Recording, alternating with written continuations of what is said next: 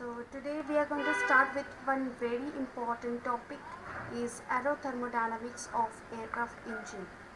So before starting with this topic, let me tell you this is a very important topic, and most of the questions comes as a numerical, and as well as you should be also be clear with the concept. Sometimes there, and if I talk about the propulsion, right, you can say the combination of problems can come from this particular topic.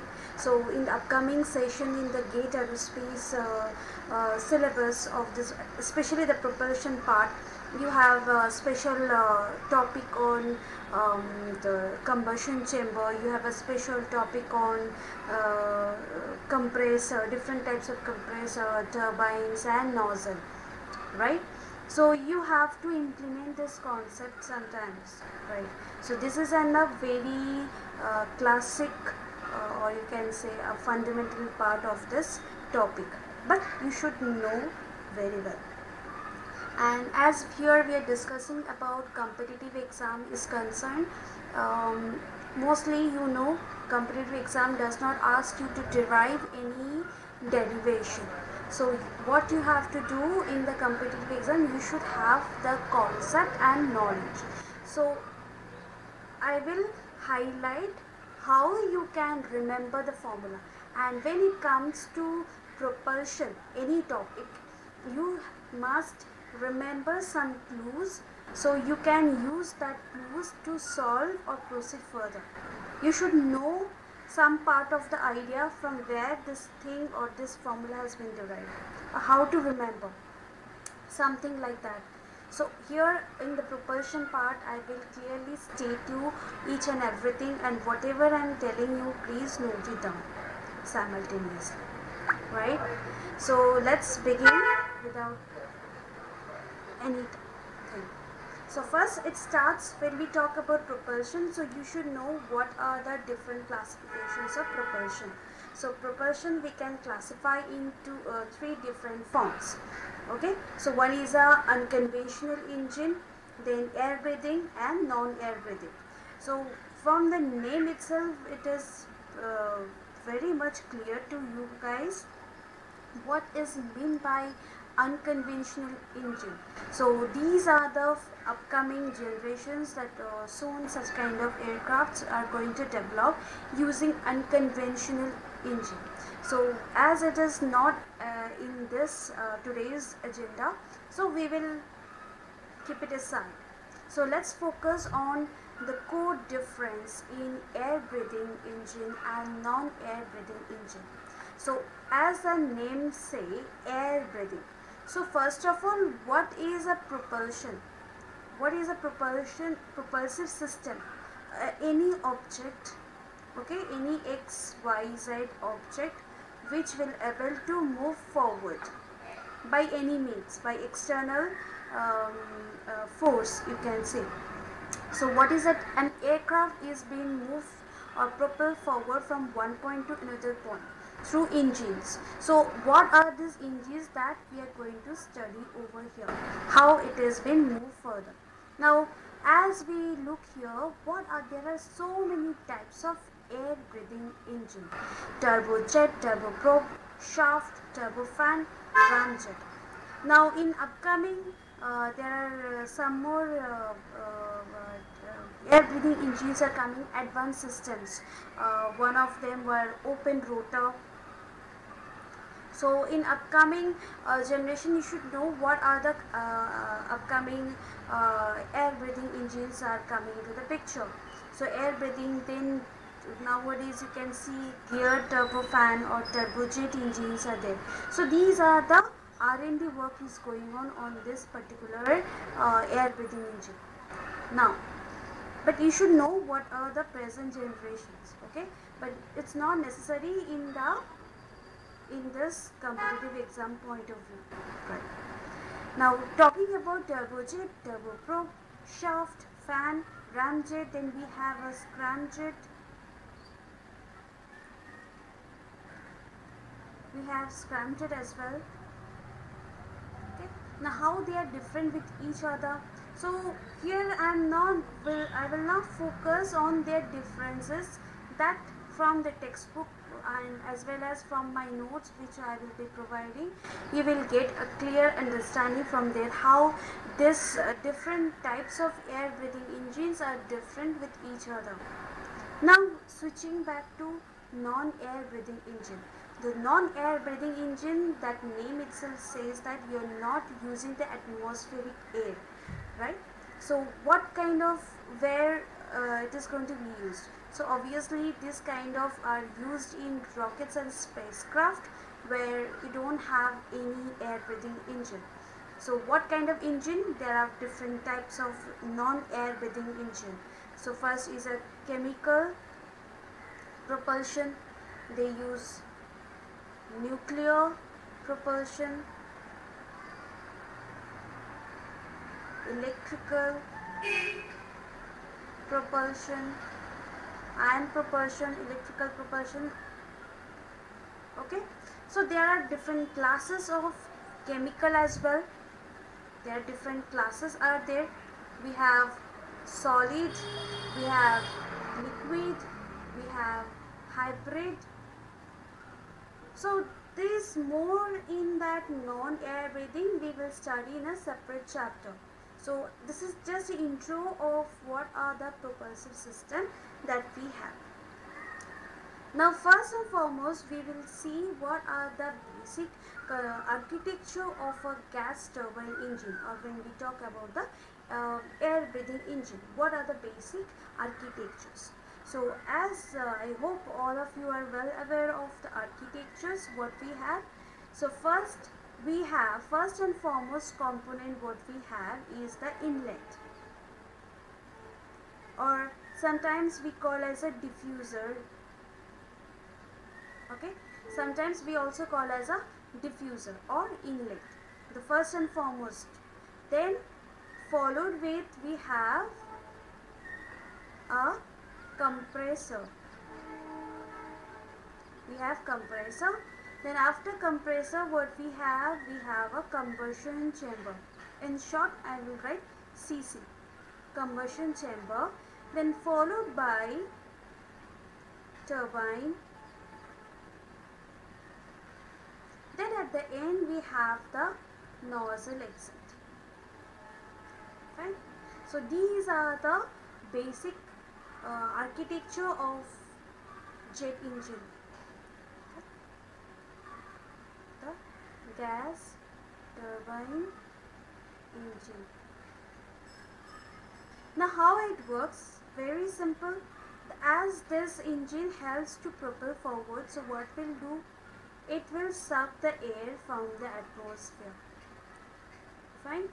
So what will happen in the inlet? It will accumulate some amount of air will suck. Then with this sucked air will move inside the compressor. Now from the word compressor you can clearly understand what does that mean. It will compress. Now what it will compress? Obviously the air is sucked inside, so what will get compressed? So air will get compressed. So compress means that the pressure will be building up in the compressor. So as the mass flow rate or the air flow is entering into the compressor and reached over here, right at this end, just before entering into the combustion chamber, it will gain its pressure to the maximum. It will gain its pressure to the maximum. So basically it is developing the air pressure which has been sucked inside. So at any point if you can't understand, please let me know, right? Okay. Next we have this compressed air are feeded into the combustion chamber. This compressed air are feeded inside the combustion chamber. And what is the purpose of combustion chamber? It will combust, right? Because here the compressed air is feeded in the combustion chamber, but only by that can the combustion takes place? Obviously no. So here we'll have one fuel injector. So from the fuel injector it will have a spray, it will have the proper mixing pattern. So after that mixing it will create a hot gases, and that hot gases after mixing it well, it will again expel out from the turbine blades. This hot gases will expel out from the turbine blades. So after expelling out we have the nozzle. So as you know the purpose of the nozzle, so it will only improve the kinetic energy, and improving kinetic energy, that will only create the velocity. The amount of the exit or the, you can say the exhaust gas is expelling out from the nozzle, and that's how the engine or the entire body of the aircraft will be able to propel forward. So this is the complete working process of a gas turbine engine. And here there is another additional cowling system over here. So what it does, some part of air is sucked inside the into the primary section. There is a core primary section, and this outer one is a cowling section, called as a secondary section. So basically it is also act as a cooling purpose. So this kind of phenomena are there in a turbofan. Okay, turbofan. So those things we will study, that how to solve a problem for turbofan and for propeller driven aircraft, right? So we will do the first and foremost, we will first be clear with the jet engine, turbojet. Then we will switch to the turbofan, then we'll switch to the turboprop. Right. So this is the basic working principle of a gas turbine engine. Now this is a small idea you should have, that how the engines are being selected. And many of the times I have gone through the question paper, and they have asked a question from here. So you should be clear enough that or even if you are designing your own aircraft or designing some engine, you should know this nomenclature. Now one more thing I forgot to say over here about the nozzle. Very importantly, I have forgotten to say about the nozzle. Now we have different types of nozzle, right? So if I say a general classification of nozzle, we have convergent nozzle, divergent nozzle. Then we have a combination of convergent and divergent. So you should know when and where such nozzles are applicable. Okay. So as you see, the basic difference between this air breathing and non-air breathing. So one thing you can figure out, that this non-air breathing, most of the nozzles are used as a CD nozzle or the divergent nozzle. And in case of this air breathing engine, most of the air breathing, if you see, they use as a convergent nozzle. Okay, convergent nozzle. Especially turbojet, turbofan, if you observe, they are using a convergent nozzle. And the reason why, in your compressible flow, sir will take one topic. So that in that particular derivation, there is a small derivation, sir will also take that. It will be clear enough that why we take. And there is one small relation which this derivation you will study. It's a stream tube area velocity relation, or we sometimes call as area velocity Mach number relation. and this relation give a clear understanding that when and where the convergent nozzle should be applicable and where the divergent nozzle should be applicable.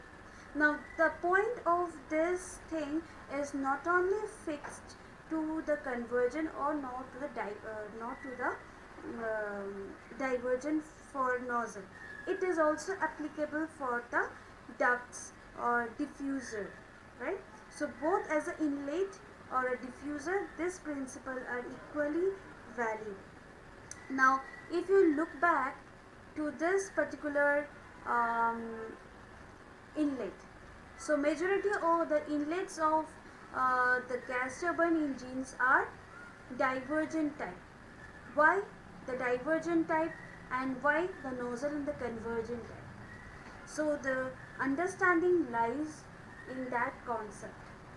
Okay, so when an aircraft is flying less than Mach 1, the diffuser should be of the divergent and the nozzle should be convergent. Then only the exit velocity will be high. And the same goes a reverse impact when we go Mach number greater than 1, right? So coming to this point now, this is one of the map between the speed versus the SFC. Now as you know, why we have to be very particular of choosing the engine for your aircraft, because obviously when a manufacturer or the designer is developing an aircraft, so they has to reduce the fuel economy. They have to improve the fuel economy and reduce the fuel burn. So that is only possible if they choose the proper engine for the proper aircraft. So speed is one of the very essential parameter to define the fuel economy. So as the fuel economy is concerned, so as the parameter has shown likewise. So if a flight has to fly of Mach number 0.5 to 0.6, so it is suitable to choose the turboprop engine, right? So this is not as per the scale, it is a roughly layout, but this is the concept to take away. If the aircraft is flying a range between 0.5 to 0.6, it is the particular engine will give the maximum efficiency if you use this turboprop engine. And if you ask the reason why, obviously they were using the propeller blades, and as you know, simultaneously there is a connection with critical Mach number. That means over the surface of the airfoil at some point there will be a sonic flow.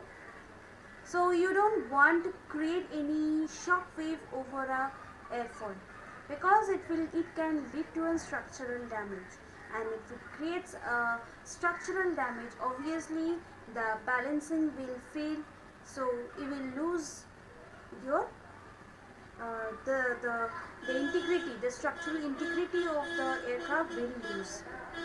So it is not advisable, or we cannot say it is a good efficient aircraft, right? So it is only efficient if you are flying with turboprop and flying with the maximum of 0.5 Mach number, it is going to be efficient. Now what to do if the flight or any aircraft flying more than 0.6? Yes, so obviously for that we have a new model. Actually the innovations are coming as a prop fan, or it is also known as a open rotor. Nowadays it is also named as open rotor, though the open rotor having many challenges right now, but still at some aircrafts they are planning to use this open rotor. Now let's switch to this beyond 0.6 to 0.9. That means the limit of transonic flight. So obviously for the transonic flight we will use high bypass ratio turbofan. Okay, in short we can call as H high Piper's ratio. And again, if we talk about the innovation, so nowadays Rolls-Royce and Safran, they are developing this ultra high, okay, ultra high bypass ratio also. So if you are interested, you can have a read to those articles. Fine. Now beyond that, if an aircraft have to fly, then obviously low bypass ratio is applicable. Now you have to be very clear with this concept. I think if I say you from the year 2011 onwards, one of the other questions they're picking from this particular topic. Okay, so this is a very important point to take away. So when and where which engine is going to be suitable, right? And as you can see the ramjet, so it is not showing from the 0, right? There is some gap. Why? It is not starting from 0, it is starting from at some point, maybe 0.5, 0.3, because it is the ramjet having no rotating movements, no that's how the ramjet is different with the turbojet. There is no rotating movements as like compressor, no turbine, so it needs some additional device to get propelled. So that's why that it's not starting from the 0, it is at once it is launched from some altitude, it will get accelerated. Fine, so that's why there is some gap. And obviously scramjet, so it is almost the same, but it can also reach to that hypersonic speed. And here the combustion, the difference between the ramjet and scramjet is the combustion. Okay, here the combustion will be of supersonic speed, here the combustion is a subsonic speed in the ramjet. That's how it is different. And when we'll solve or we'll go to the core of ramjet, we will discuss some more extra points over there. Now coming to the numerical sections and the conceptual sections again. Now as you know, we were talking about here gas turbine engine. Now gas turbine engine works on the principle of Brightening cycle. So you should know what is Brightening cycle, and here the pictures what you are seeing, the cycle pictures, it's all are a ideal cycle. So Brightening cycle is nothing but an ideal cycle, in ideal condition you can say. And as you know, no cycle is completely ideal, right? So there will be some losses, for some other losses will be there. Okay, right. So let's see this. Yes. Am I audible? Yeah. Ma'am, what sort of questions will be asked in that previous diagram, ma'am? Here, in this question, in this particular figure. Am I audible? This is your question? All right. What sort of questions can be asked from this particular graph, ma'am? Okay, as I have said, okay, I will discuss that. So they might ask that an aircraft is flying at 0.5 Mach number speed, right? Which among the possible engines is going to be suitable? They have asked this question actually, means the meaning of like almost this kind of question. So they have given you the speed, there is 0.5 Mach number, it's flying, and which among this is going to be suitable.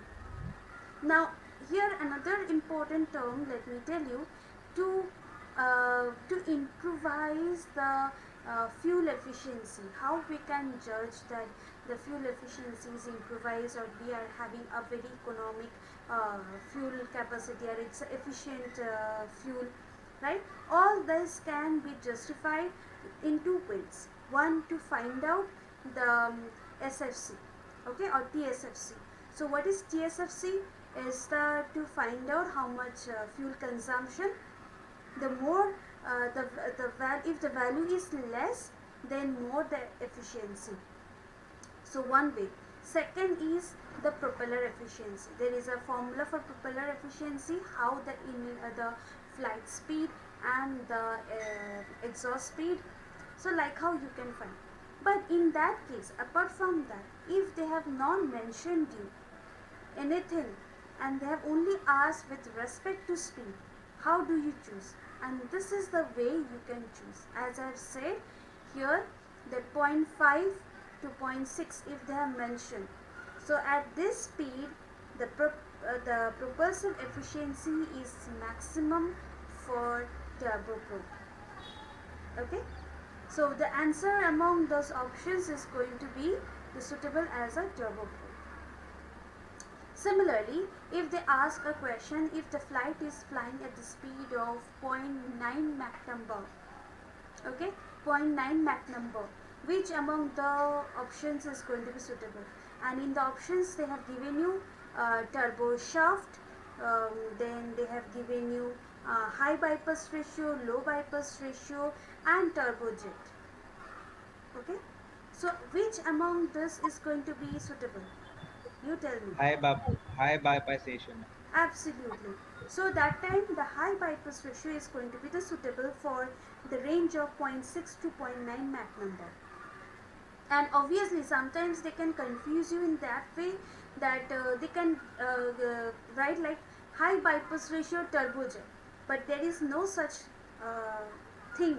Okay, so whenever there is a high bypass or any kind of bypass ratio, it's only applicable for turbofan. Okay, turbofan.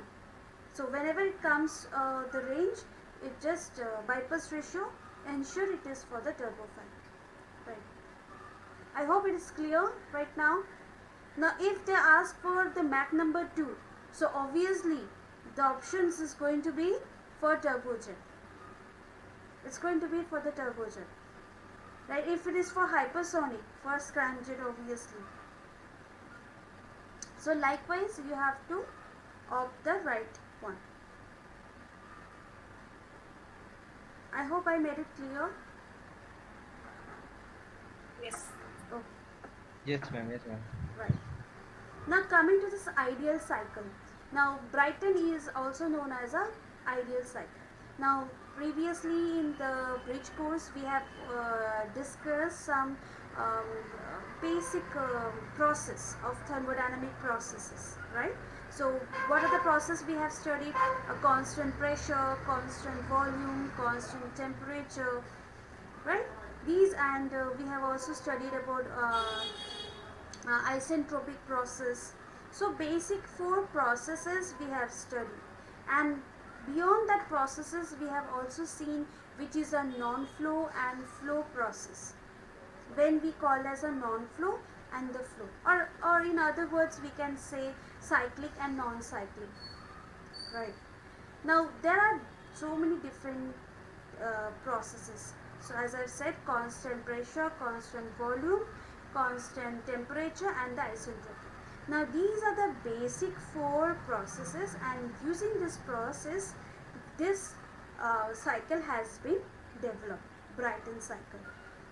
Now how they have framed this?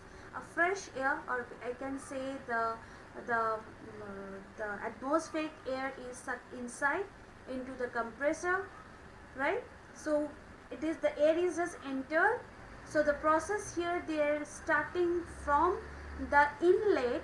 That means when the air is entering inside, we call as the inlet. Okay, the inlet of compressor, and 2 is a point, is a outlet of the compressor. Fine. Now from here what you can understand is where the pressure is going to be the high. Ma'am, in compressor, air pressure increases now. Yes, air pressure increases, but so where it will be the biggest? When it will be the? Where it will be the highest? 2. 2. Absolutely. yes. So this kind of questions are also asked in question. Now next is, as you can see the graph here, the two graph has been drawn. One is a PV diagram and second is a TS diagram. TS means the temperature versus entropy. Okay. So what is entropy? Entropy defines the randomness of the Ma'am, here we are dealing with ideal breakdown ideal cycle or the real one. here we are dealing with the ideal one here. When it comes to ideal, how there will be some the entropy will be constant from 1 to 2, now, ma'am. Yes, that is how what it is shown here. In the TS diagram, 1 to 2 it is constant. But how it will be constant, ma'am? Yes, I will come to that point. Oh, okay, ma'am. Yeah. Okay. Now see, the she have wonderfully highlighted one point, that how and why the entropy is constant. Now what is the process of 1 to 2? Now as I said, the air is sucked inside and expelling out, and I have also said that 2 is a point where we have the maximum pressure. Now if you observe the point, if you observe the figure PV diagram, the 2 and 3 are constant, right? So I can either say in the ideal case that there is no losses when the combustion process is taking place, right? 2 is the exit of the compressor and also the inlet of the combustion, and 3 is the exit of the combustion and inlet of the turbine. Can you follow? That same points I can define in a different ways. So please understand that thing. So 2 point I can say in 2 ways. One, I can say exit of compressor. Another, I can say inlet value of combustion chamber. 3 point, I can say exit of combustion chamber, and I can also define that inlet value of turbine, right? So please understand this thing. So in kind of problem statement, they can give either of the pattern, right? So as because the fresh air is entered, then exit from the compressor, that is 2, the same exit value or the whatever the flow is entered into the combustion, here the combustion process is done, fuel and air get mixed, the hot air gas are being expelled out and entered where in the turbine, and the turbine, the nozzle, and it will move to the atmosphere again, right? Finally the 4 is the exit, right, in ideal case. Now coming, what I was telling is, here as it is an ideal case, so there is no losses has been taken place in the process of combustion. So that's why the amount of pressure has been entered here, the same amount of pressure has been expelled till here. So that is the meaning of 2 to 3, we have a constant pressure. Now constant pressure, what is the other word we can say?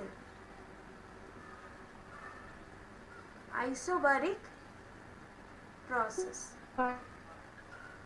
So that means the combustion, what is occurring? The combustion undergoes an isobaric process. Now let's switch backward a bit. That is, what is the process of 1 to 2? 1 to 2 in the compressor or either in the expansion, there is an isentropic process. Okay. Here isentropic process. So as there is no heat is nor added or nor rejected, that is the meaning of isentropic process. And when there is no heat and such kind of things are there, so obviously the entropy will be constant as per the concept. Could you follow? Now there are two types of, no heat is added or rejected to the surrounding, then it will be called as adiabatic process, no ma'am. yes. But here you have mentioned it as isentropic process. So what is a adiabatic process? There If will be there, see, if there is a adiabatic is, if there will be no heat added, yes, or adiabatic is where there is no heat is added or gained, right? Added or it be released, yes, released in the atmosphere. And if there is a reversible process is added with the adiabatic process, that process is known as a isentropic process, right? Fine. So as you can see, what is a isentropic process, what is happening actually, this is very important to understand. So this is a point 1 and this is a point 2. So what is happening here? So this is a, just imagine this is a corresponding value of P1, this is a corresponding value of P2, and this is V2 and this is V1. Do you agree with my sketch? Right? Now what is happening with the V2?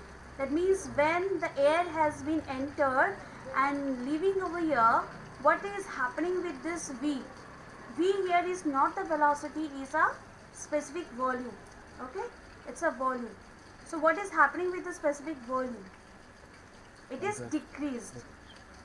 It is actually decreased. So the question can come from here also. So what will happen when the inlet air is sucked inside the compressor? What will happen to the volume of air? Could you follow? Or it can also be asked that what will happen to the pressure? Then what will happen to the entropy? So as you know, there is a multiple selection type questions. So they can also ask from this particular thing itself. So what will happen to the temperature? So obviously, as you can see, the temperature will rise. There will be a slight increase in temperature. So from 1 to 2 it is rising. But what is happening with the entropy? The entropy is remaining constant. So these is the 4 important key points you can figure out from this particular process. First of all, from the compressor, it's an isentropic process. What is happening? The volume, specific volume is decreasing, pressure is increasing rapidly to the maximum. There is a slight increase in temperature. You cannot say maximum over here, right? Because maximum temperature, if you see the graph, here it is in the point 3. And what is the point 3? The exit of combustion chamber and the inlet of turbine. So here we have the maximum temperature rise at this point. Okay, so please note down this point. Then, as I have said, the combustion process, it is an isobaric process. So what is meant by isobaric process? The pressure is constant. Now which pressure? P2 and P3 is constant as per this graph. But what is happening with the specific volume? It is increasing, obviously. It is again expanding. Okay, this is an expansion process. The volume is expanding. And if you look to the TS diagram, T2 and T3,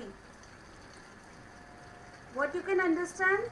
The temperature is increasing rapidly, and simultaneously there is some difference in your entropy as well, the randomness. Okay, what you can find randomness, you can find in the isobaric process as well. And at this point, the T3 is the maximum temperature. Sometimes in the numerical they will give you the maximum temperature. So if they give you some maximum temperature, you have to identify Either the value should belongs to inlet of the turbine or the exit of the combustion chamber. So either of the way you have to take that value. Now switching to the next parameter, the process between 3 to 4. What is happening? These hot air gases are entered inside the turbine and expelled out into the fourth region. Now as I said here, after it started to exit from the combustion chamber, it is started to expand, and turbine is a process of expansion. So here the expansion process will take place. So that's why here if you see, if this is V3 and this is V4, it is not reduced. So here the volume will further expand. Here the volume will further expand. And what is the process? Again 3 to 4 is again an isentropic process. It is an expansion isentropic process, and this one is a compression isentropic process. As you know, in the in the isentropic process, the entropy is going to be constant. So you can see the remarkable same facts over here. So your entropy is constant over here. That means S3 equals to S4. But same time, what you can significantly see, the temperature is slightly reduced as the hot air gases expel through the turbine. As the hot air gases are expelled through the turbine, the temperature is slightly reduced. Fine. And volume is expanded. What happens with the pressure? Pressure decreases. Second important thing which you can notice here, the pressure decreases. Okay, I hope you have noted the points.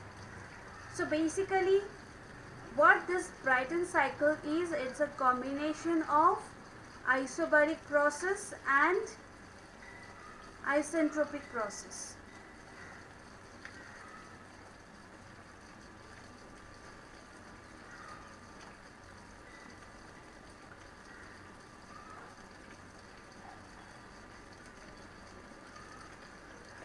Right? Now any doubt over here? Till now any doubt over here?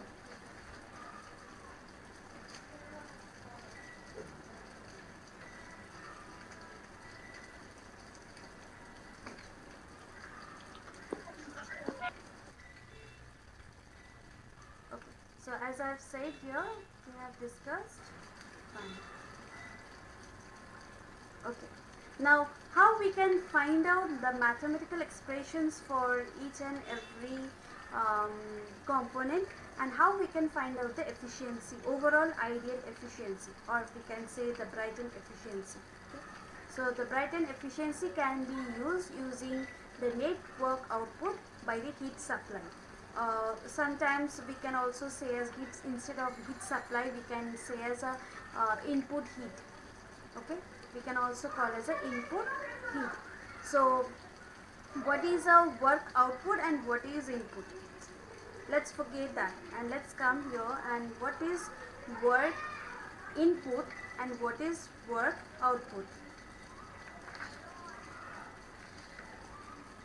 Who does the work?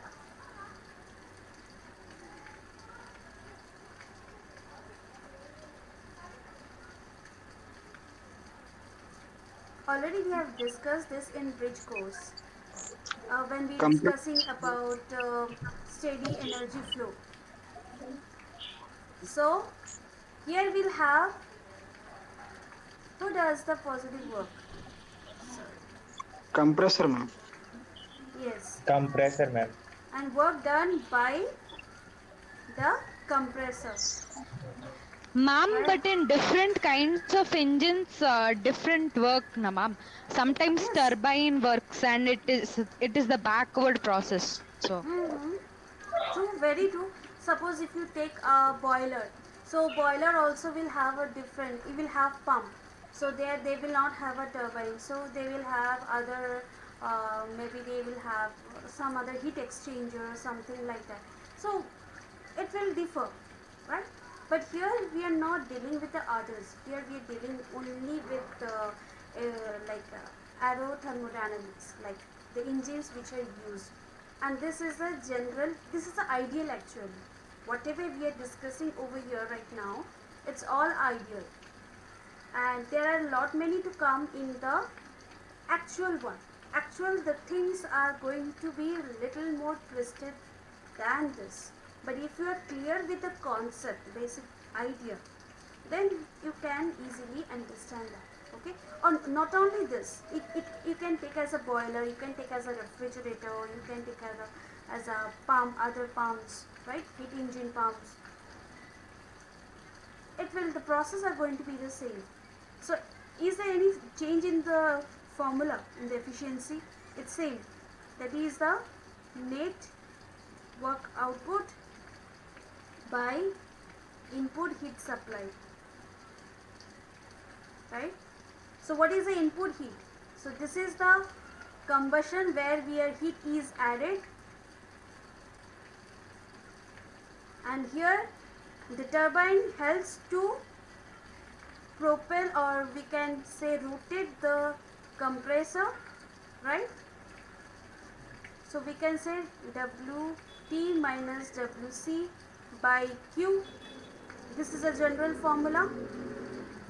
Now how we can find the work done by turbine and work done by compressor? It's again very simple.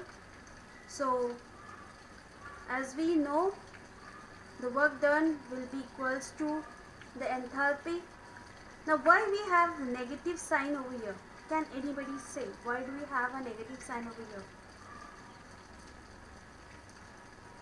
Ma'am, actually turbine is giving some power to run the compressor. So work is done on that. For that purpose, we indicate a negative in compressor work done. Okay, right. So a turbine is work done on the system. Okay, turbine is actually work done on the system, and compressor is work done from the system. So there is a difference. So compressor gives the negative if it is a from the system negative, and it is by the system positive. So from that concept we have a negative, because turbine usually has to drive the compressor blades, right? So compressor does not have its own capacity to run it, isn't it? So the power are being generated from the turbine. So as we know, enthalpy means Cp into change in temperature. So change in temperature means T2 minus T1. Okay, high minus the lowest. Here also high minus the lowest, right? Now here if you see, right, if you see here T3 minus T4, but here why we have the T3 minus T4? Ma'am, because T3 is more than T4, because T3 is from combustion chamber. Yes, T3 is having the highest temperature. We are finding from where the output we are getting, right? So that's why we have the T3 minus T4. So please keep that in mind, and the same thing I've been implemented over here. Then cancelling of the common terms, and basically we get, this is the final output. Please remember this formula. This is the ideal Brightening cycle. And where? ma'am, Yes, please. Ma'am, the negative sign is taken for the heat which is given to the engine, right? And positive is given out Positive is when negative the is heat is given out, and negative is no, when the work. no. One thing. Wait. Don't see the sign. Remember this. So, if any system, right? This is Q1, this is Q2, this is W1, W2. Forget about this compressor, this combustion turbine, right? I am telling you the general principle, right?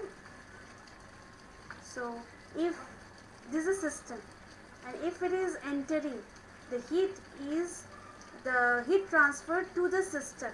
We say heat transfer to the system, then or the heat is added, and heat transfer is from the system, right? Then it is negative or negative heat transfer. By Now, the okay, but here when it comes to work done, right? When work done on the system, we call as a negative work done. That is an example of a compressor. And when work done by the system, okay, W2, work done by the system, we call as a positive work done, which is an example of a turbine. And that's what we are applying over here. Fine? Follow? yes, ma'am. Yeah. So remember this point, the efficiency depends on the pressure ratio and the natural gas. That means that gamma value, adiabatic constant. Okay. Now let's give you a quick review on this. Now there are many times that they ask this question, that how and the pressure variations across the gas turbine engine, pressure, temperature and velocity. And here this pressure, temperature, velocity they have given with respect to different units. So don't worry about that, understand the concept as we have already discussed, but here we'll give you the better clarity. Now as I said, here it starts with the inlet compressor, then we have combustion chamber and turbine and the exhaust, right? Now observe here, this figure has started from compressor, okay? We start, remember, from the compressor, then we have combustion chamber, turbine, exhaust, right? So what you can significantly notice in the compressor, just see the pressure graph, okay? Forget the components, just first see the pressure graph. And what is the pressure graph they have plotted here? Total pressure, total pressure. So what it signifies from the pressure graph? So from this point, from the compressor point, it has been increased linearly, then at the combustion chamber or the entrance on the combustion chamber, it slightly get reduced, because here they are discussing about the not the ideal one, okay? So as you can see, there is a reduction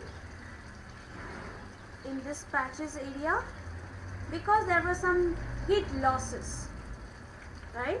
Heat losses, because of that it is been, pressure has been decreased. Then see, from the turbine drastically it has fallen. So pressure fall where? In the turbine, and where it get rise? In the compressor. Now you tell me where we have the maximum pressure. Which point we have the maximum pressure? Exit of compressor. At the exit of the Compression. compressor, right? or we can say in other words the entrance of the Diffuser.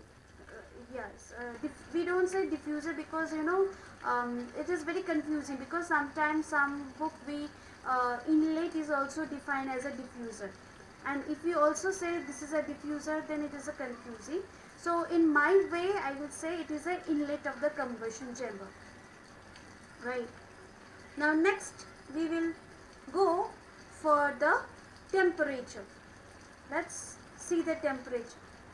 Focus on the temperature. What happens as it enters into the compressor? It is increased a bit. Then in the combustion chamber, see the movement, the fire or the ignition taking place.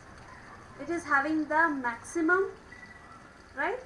And after that, it's expelling out from the turbine blades. Gradually, it is decreasing. Temperature is decreasing, and the nozzle is almost being constant, right?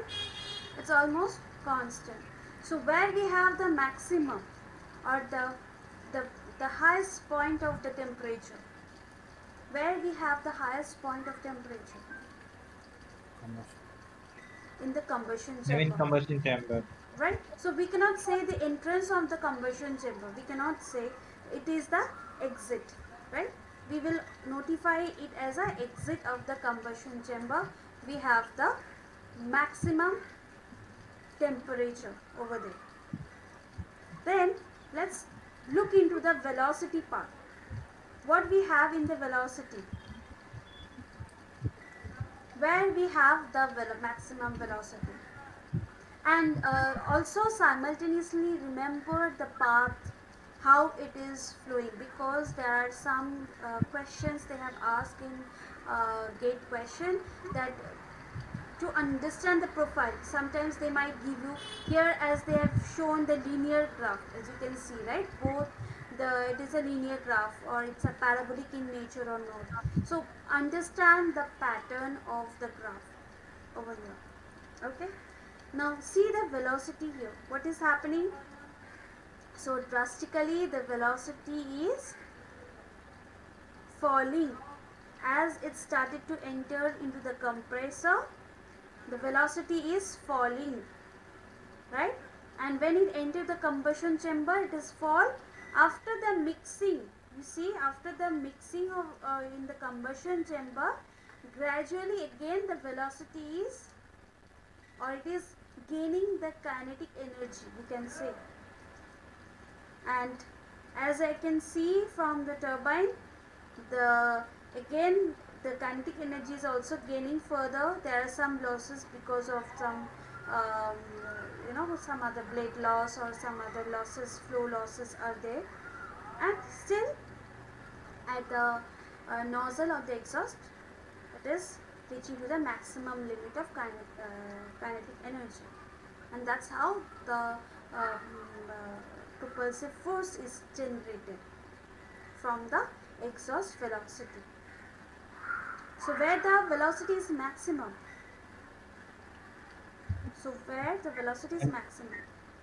And at the End of entry the of turbine. combustion chamber. End of Yes. combustion chamber. Exactly. So now you know where the pressure is maximum in the turbine, in the gas turbine, temperature maximum and the velocity. And also remember the profile, how the motion or the phenomena is occurring, right? So from this particular portion, there can be different types of questions can arise. First of all, a schematic diagram. So they will give you the components below, and they will ask you to identify the right one, or they can ask you identify what is happening with the facts, increasing or decreasing pressure, temperature, where we'll be having the maximum. So all of the possible ways of questions can arise from this particular figure, and keep that in mind, that no need to bother with the amount. It is and yes, you should also be aware whether it's a static pressure and what's not here, apart from other this particular topic I'm telling. So when we will study a deep analysis about compressor, so there you can find the distinct between total pressure and the static pressure in the compressor. So we'll see different types of compressor, like centrifugal compressor, axial compressor, so how they're reacting in different types. Then turbines also we will see how they're varying, how the pressure variations, as you can see here, there is a step formation in the pressure plate, right? It's falling stepwise. So what is the reason behind that, and what are the impacts of this step loss of pressure loss? So more detail we will study in the individual core part of compressor, combustion chamber and the turbine, right? So the questions can arise from there also, but we will study more detail when we'll go for the detailed topic. Now there is a homework for you, that what you have to do is you have to study the difference of I will share my notes with you. You have to study the difference of this air breathing engine, how they are different with each other, what are their advantages and disadvantages, right? So it is going to be a little different that how you have applied in your subjective exams. So competitive exam, they will not ask you to write down the differences. So here you have to remember the key differences between each and every engines. So when I talk about turbojet, turboprop, turboshaft, fan, ramjet and all.